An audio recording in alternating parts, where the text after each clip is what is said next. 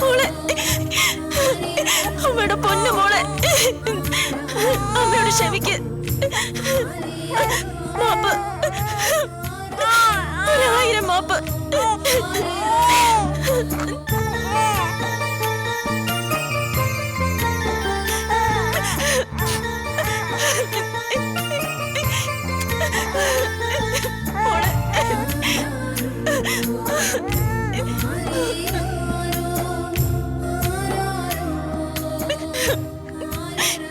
Uncle, എന്റെ മോള്, എന്റെ പൊന്നു മോള്. ഇത്രയും സ്നേഹം ഉള്ളിൽ ഒളിപ്പിച്ചു വെച്ചിട്ടാണോ മോളെ നീ ഇവളെ വെറുക്കുന്നതായി നടിച്ചത്? എങ്ങനെ കഴിഞ്ഞു മോളെ നിനക്കതിന്? ഇല്ല, പുറമെ എത്രയ്ക്ക് വെറുക്കുന്നതായി നടിച്ചാലും നിനക്ക് കുഞ്ഞിനെ വെറുക്കാൻ കഴിയില്ലെന്ന് എനിക്ക് ഉറപ്പായിരുന്നു. എനിക്ക് മാത്രമല്ല, നിന്നെ സ്നേഹിക്കുകയും മനസ്സിലാക്കുകയും ചെയ്യുന്ന ആർക്കും.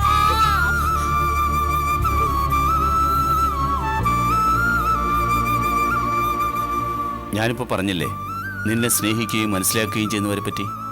ആ കൂട്ടത്തിൽ എന്നും മുൻപന്തിയിൽ തന്നെ ഒരാളുണ്ടായിരുന്നു. ആ ആളാ ഇപ്പൊ ഈ കുഞ്ഞിനെ നിന്റെ കയ്യിലെത്തിച്ചത്. സാഹചര്യങ്ങളുടെയും തെറ്റിദ്ധാരണയുടെയും പേരിൽ നീയും നിന്റെ അനുജത്തെയും എന്നും വെറുക്കുകയും ശപിക്കുകയും ഒക്കെ ചെയ്തിരുന്ന ഒരാൾ.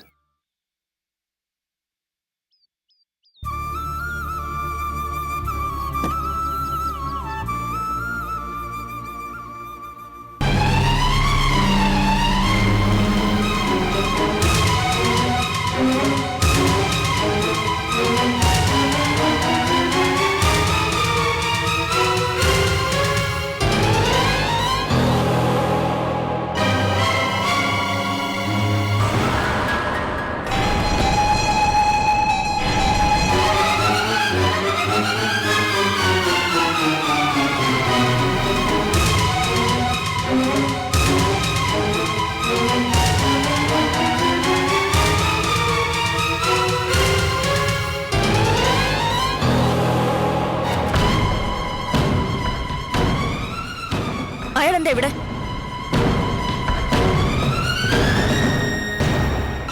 ചോദിച്ചത് കേട്ടില്ല എങ്കിൽ. അയാൾക്ക് എന്താ ഇവിടെ കാര്യമൊന്നും? എന്നെ സ്നേഹിക്കുകയും മനസ്സിലാക്കുകയും ചെയ്ത ആളാണെന്ന് ഇയാളെ കുറിച്ചാണോ അങ്കിൾ നേരത്തെ പറഞ്ഞത്? തെറ്റിപ്പോയി അങ്കിൾ, വല്ലാതെ തെറ്റിപ്പോയി അങ്കിളിന്. അയാൾ ആരാണെന്ന് അങ്കിളിന് ശരിക്കും അറിയില്ല. എന്റെ ജീവിതം ഇങ്ങനെയൊക്കെ ആയതിന് അയാൾ ഒറ്റ ഒരാളാ കാരണക്കാരൻ.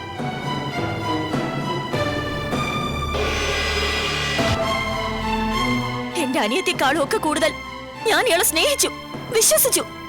അതിനുള്ള ശിക്ഷ അയാൾ എനിക്ക് മനസ്സറിഞ്ഞ് നൽകുകയും ചെയ്തു. മോളെ, അങ്ങനെയൊന്നും പറയരുത്.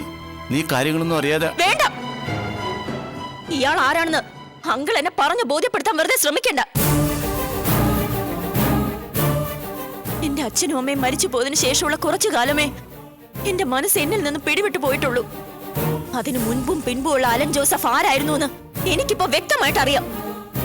അയാൾ സ്നേഹിച്ചത് സത്യപ്രകാശ മേനോന്റെ മകളെ ആയിരുന്നില്ല, സ്വത്തിനെയായിരുന്നു.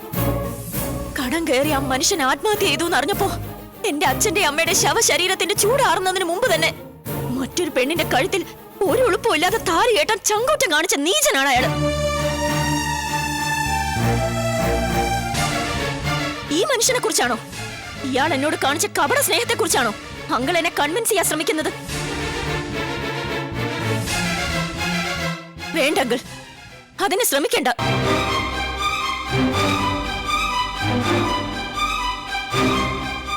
എന്റെ കുഞ്ഞിനെ ഞാൻ വെറുത്തു പോയിട്ടുണ്ടെങ്കിൽ അതിന് കാരണം അത് ഇയാളെ പോലൊരു ചതിയന്റെ കുഞ്ഞായതുകൊണ്ട് മാത്രം.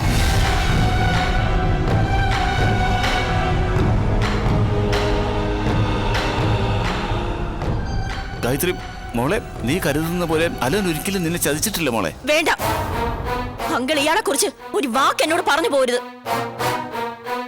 എന്റെ കുഞ്ഞ് അനാഥാലയത്തിൽ കഴിയണമെന്ന് പറഞ്ഞതുകൊണ്ട് മാത്രം ഞാൻ അവളെ കാണാൻ ഓടി വന്നത്. ഇപ്പോഴാണ് അറിഞ്ഞത് അങ്കിളിനെയും കൂടി കൂട്ടുപിടിച്ച് ഇയാൾ ഒരിക്കൽ നാടകം ഇതെന്ന്.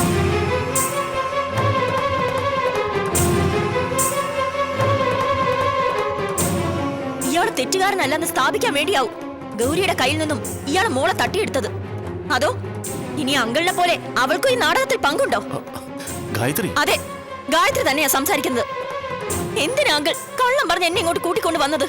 കുഞ്ഞിനെ ഇയാളെ ഒന്നിച്ച് കാണുമ്പോ കഴിഞ്ഞതെല്ലാം മറന്ന് എന്റെ മനസ്സങ്ങ് ആടിപ്പോകുന്ന കരുതിയിട്ടാണെങ്കിൽ അത് വെറുതെയാ. ഇനി എന്ത് വ്യാമോഹിപ്പിക്കുന്ന കഥകൾ പറഞ്ഞാലും ഈ മനുഷ്യൻ എന്റെ ജീവിതത്തിൽ സ്ഥാനം ഉണ്ടാവില്ല.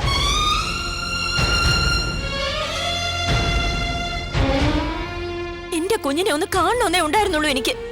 കണ്ടു. ഇയാളുടെ കൂടെ വളരാനാണ് എന്റെ മോളുടെ വിധിയെങ്കിൽ അവളത് അനുഭവിക്കട്ടെ. പക്ഷേ അതിന്റെ പേരും പറഞ്ഞ് എന്നെ ഇയാളുടെ ജീവിതത്തിലേക്ക് ചേർത്ത് വെക്കാമെന്ന് ആരും കരുതണ്ട.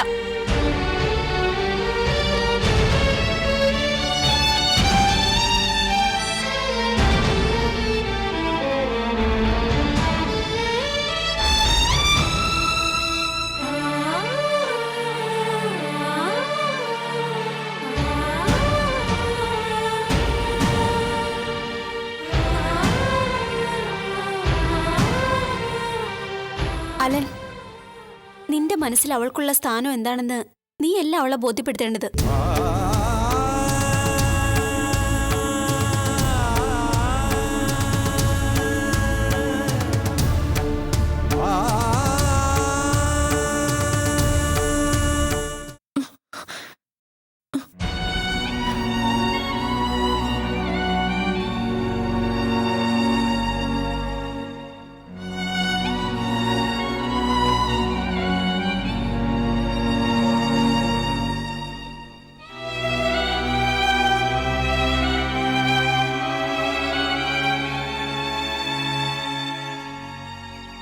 പോകാമെന്ന് പറഞ്ഞിട്ട് നീ എന്താ ഇവിടെ നിന്ന് കളഞ്ഞത്?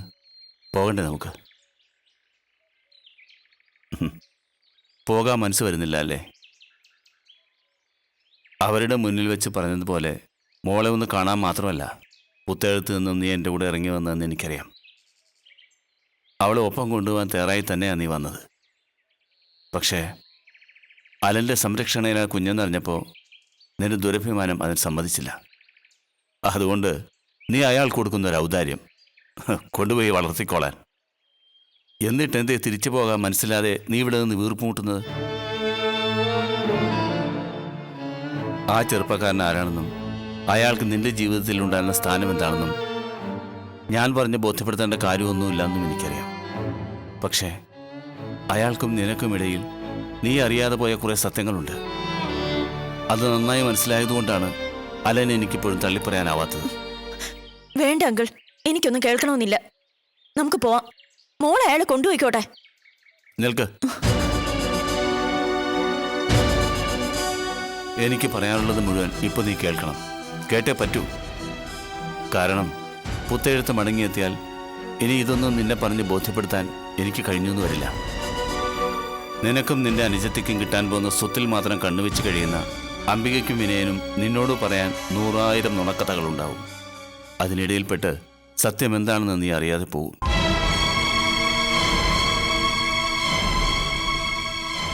അലനെ സ്വീകരിക്കണമെന്ന് ഒരിക്കലും ഞാൻ നിന്നോട് പറയില്ല. പക്ഷേ അയാളുടെ മനസ്സും ഉദ്ദേശശുദ്ധിയും എന്താണെന്ന് നീ അറിയണം. പറ്റുമെങ്കിൽ അതൊന്ന് മനസ്സിലാക്കണം. നീ പറഞ്ഞല്ലേ, സത്യപ്രകാശം എന്നെ മോളെയല്ല അയാളുടെ പണത്തിന് വേണ്ടിയായിരുന്നു അവൻ നിന്നെ സ്നേഹിച്ചതെന്ന്. അങ്ങനെ പണത്തിന് മാത്രം സ്നേഹിക്കുന്ന ഒരാളായിരുന്നു അല്ലെന്നെങ്കിൽ ഒരിക്കലും അയാൾക്ക് നിന്റെ മുന്നിൽ ഇങ്ങനെ വന്നു നിൽക്കേണ്ട അവസ്ഥ വരില്ലായിരുന്നു. നീ ഇപ്പോഴും വിശ്വസിക്കുന്ന പോലെ മേനോന്റെയും പ്രഭയുടെയും ഡെഡ് ബോഡിയിലെ ചൂടാറുന്നതിന് മുമ്പ് പൂക്കാടന്റെ മോളുടെ കഴുത്തിൽ മിന്നുകെട്ടാനല്ല അവൻ ശ്രമിച്ചത്. അവൻ വന്നത് എൻ്റെ അടുത്തേക്കായിരുന്നു, നിന്നെ വിട്ടുതരണമെന്ന് ആവശ്യപ്പെട്ടുകൊണ്ട്. സത്യമാണ് മോളെ.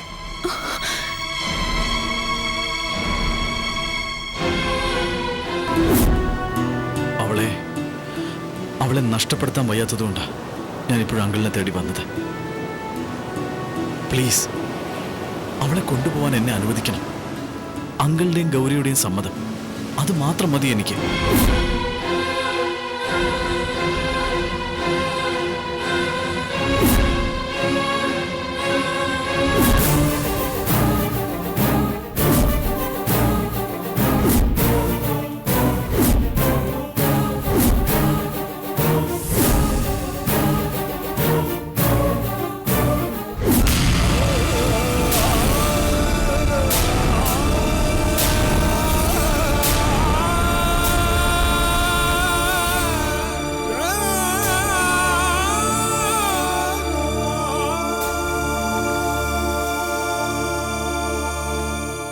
വിവാഹം നടന്നത് അങ്ങനെയായിരുന്നു. വീട്ടുകാരുടെ നിർബന്ധത്തിനും ഭീഷണിക്കും വഴങ്ങേണ്ട ഒരു ഗതികേടായിരുന്നു ആ പാവത്തിന്. പക്ഷേ അവരൊക്കെ കരുതിയതുപോലെ ആ വിവാഹം കൊണ്ട് അലൻ്റെ മനസ്സിനെ പിന്തിരിപ്പിക്കാൻ ആർക്കും കഴിഞ്ഞില്ല. നിന്നെ മറന്ന് സൈനയുടെ ഭർത്താവായി ജീവിക്കാൻ ഒരു നിമിഷം പോലും അലനെ കൊണ്ട് കഴിഞ്ഞിരുന്നില്ല.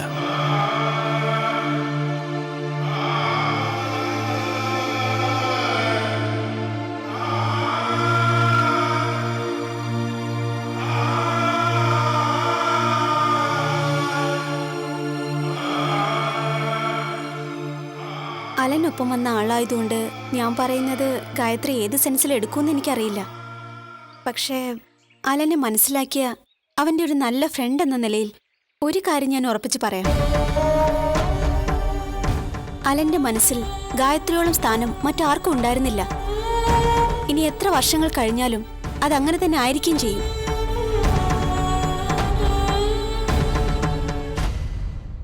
ഒരാളാൽ ഇത്രയേറെ സ്നേഹിക്കപ്പെടാൻ കഴിയുന്നത് ഒരു പെണ്ണിന്റെ ഏറ്റവും വലിയ ഭാഗ്യമാണ് ഗായത്രി. ആ സ്നേഹത്തിന്റെ വില മനസ്സിലാക്കാൻ കഴിയാതെ പോകുന്നത് ഏറ്റവും വലിയ ദൗർഭാഗ്യവും.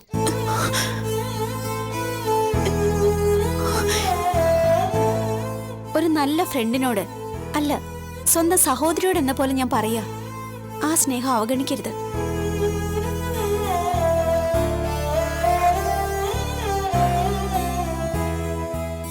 അലനെ ഉപേക്ഷിച്ചു പോകുന്നത് ഗായത്രി സ്വന്തം മനസാക്ഷിയെ ഉപേക്ഷിച്ചു പോകുന്നതിന് തുല്യമാണ്. ആ തെറ്റൊരിക്കലും ഗായത്രിക്ക് സംഭവിച്ചുകൂടാ.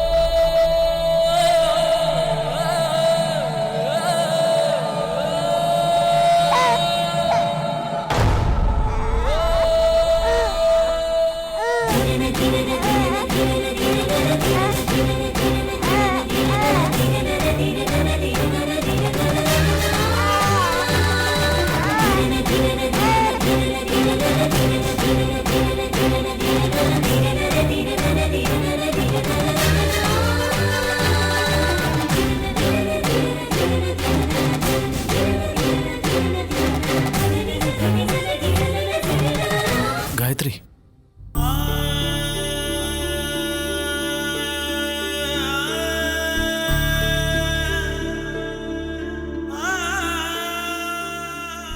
മനസ്സിലാക്കാതെ പോയത് എന്റെ തെറ്റ്.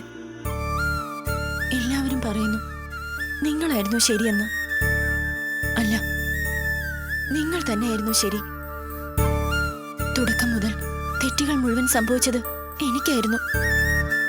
സ്നേഹിച്ചതും വിശ്വസിച്ചതും നിഷേധിച്ചതും തള്ളിപ്പറഞ്ഞതും വെറുത്തതും ഒക്കെ എന്റെ തെറ്റ്, എന്റെ മാത്രം തെറ്റ്. അച്ഛനും അമ്മയും നഷ്ടപ്പെടാനുണ്ടായ കാരണം എന്താണെന്ന് വളരെ വൈകിയാ മനസ്സിലായത്. അത് തന്നെയാവും നിങ്ങൾ എന്നെ ഉപേക്ഷിച്ചതിന്റെ കാരണമെന്ന് ഞാൻ വിശ്വസിച്ചു. ചുറ്റുമുള്ളവരെ അങ്ങനെയാ പറഞ്ഞു തന്നത്. ഞാൻ മത്സരിച്ചെടുത്തൊക്കെ ജയിച്ചത് നിങ്ങളായിരുന്നു. ഇപ്പൊ അതിന്റെ കാരണം എനിക്ക് ബോധ്യായി. അജു ആയിരുന്നു ശരി,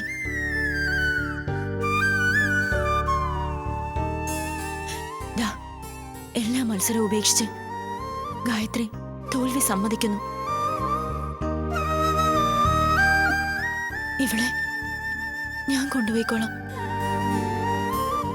ഇതുവരെ നിഷേധിച്ചതൊക്കെ 100 ഇരട്ടിയായി തിരിച്ചു കൊടുത്ത് എനിക്കിവളുടെ അമ്മയാവണം. ഞങ്ങളെ ഓർത്ത് ഇനി അജു സ്വന്തം ജീവിതം നശിപ്പിക്കരുത്.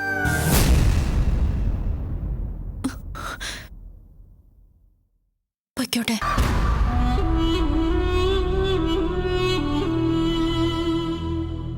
ഗായത്രി, പോയിക്കോളൂ.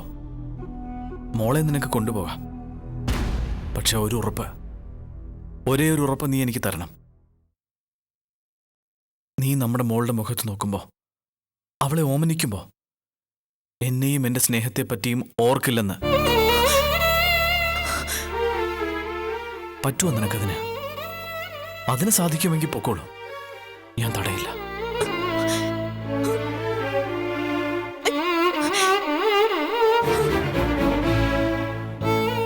വെറുത്ത് വെറുത്ത് ആ വെറുപ്പിന്റെ അങ്ങേയറ്റത്ത് നിനക്ക് നിന്റെ പഴയ അജോയെ കാണാൻ പറ്റുമെങ്കിൽ വന്നോടെ എന്റെ കൂടെ.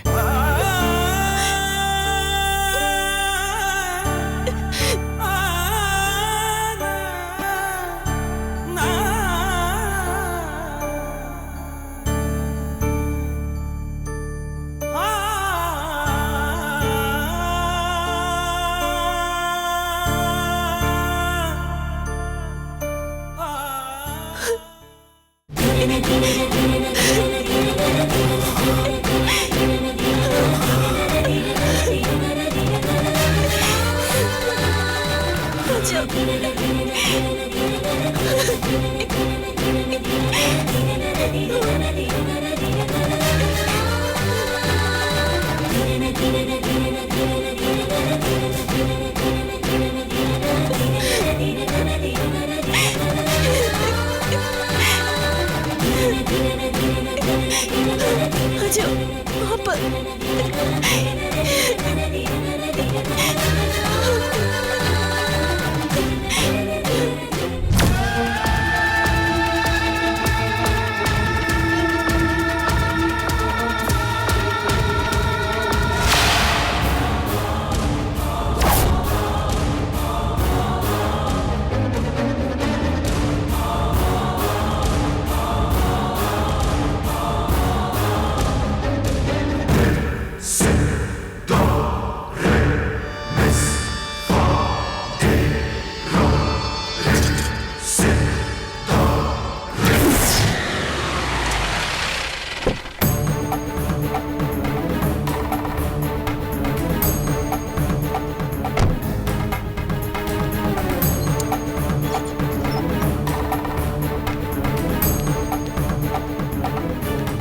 ആഹാ, മോളെന്താ ഇവിടെ?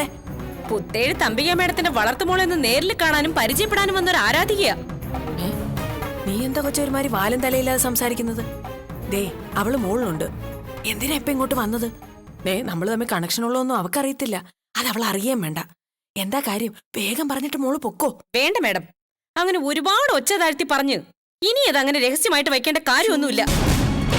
ഞങ്ങൾക്ക് മേലിൽ ശല്യമാകത്തില്ല എന്ന് നിങ്ങളുടെ മകൻ ബെന്നിച്ചായന് ഉറപ്പ് കൊടുത്തിട്ടാ അവളെ ഇങ്ങോട്ട് കൂട്ടിക്കൊണ്ടുവരാൻ ഞങ്ങൾ സമ്മതിച്ചത്. പക്ഷെ ഇവിടെ വന്ന് കയറിയിട്ടും അവള് ഞങ്ങൾക്കിട്ട് നല്ല ഒന്നാന്തരം പണി തന്നോണ്ടിരിക്കുക. അത് നിങ്ങളും കൂടി അറിഞ്ഞിട്ടാണെന്ന് എനിക്ക് ഇപ്പൊ ബോധ്യായി. അതുകൊണ്ട് ആ പാർട്ട്ണർഷിപ്പ് അങ്ങ് അവസാനിപ്പിക്കുവാണെന്ന് പറയാനാ ഞാൻ ഇപ്പൊ വന്നത്. അയ്യോ, ഇനി അവളുടെ കാര്യം എനിക്ക് വിട്ടേക്ക്, അത് ഞാൻ ഡീൽ ചെയ്തോളാം. എവിടെ അവള്? വിളിക്ക്. എന്നത് അവളുടെ ഉദ്ദേശം എന്ന് എനിക്ക് അറിയണം. മോളെ എന്തൊക്കെയായി പറയുന്നത്? അവളെ നിങ്ങളെ എന്നാ ചെയ്തോന്നാ? ദേ, ആരെങ്കിലും ഒക്കെ എന്തെങ്കിലും പറയുന്നത് കേട്ട് മോള് വെറുതെ ഞങ്ങളെ കൂടെ തെറ്റിദ്ധരിക്കരുത്. എന്താ കാര്യമൊന്ന് പറ. അങ്ങനെ ആരേലും എന്നതേലും ഒന്നും പറയുന്നത് കേട്ട് ചാടി ഇറങ്ങിയതൊന്നും അല്ല ഞാൻ. വ്യക്തമായ തെളിവ് കിട്ടിയിട്ട് തന്നെയാ വന്നേക്കുന്നത്. അത് ഞാൻ അവളെ കൊണ്ട് തന്നെ പറയിപ്പിക്കാം. അപ്പം നിങ്ങൾക്കും വിശ്വാസമാവുമല്ലോ. എവിടെ അവള്? വിളിക്ക്. അല്ലെങ്കിൽ വേണ്ട, ഞാൻ തന്നെ ചെന്ന് കണ്ടോളാം. അയ്യോ, പൊന്നു മോളെ, വേണ്ട. ഇപ്പൊ അങ്ങോട്ട് പോണ്ട. എന്താ കാര്യം എന്നോട് പറഞ്ഞാ പോരെ? മാറും. അവളെ കണ്ടിട്ട് ഞാൻ ഇവിടുന്ന് പോവും. അല്ല മോളെ, ചേടാ, ഈ കൊച്ചു തന്നെ വലിച്ച ചളമാക്കൂല്ലോ.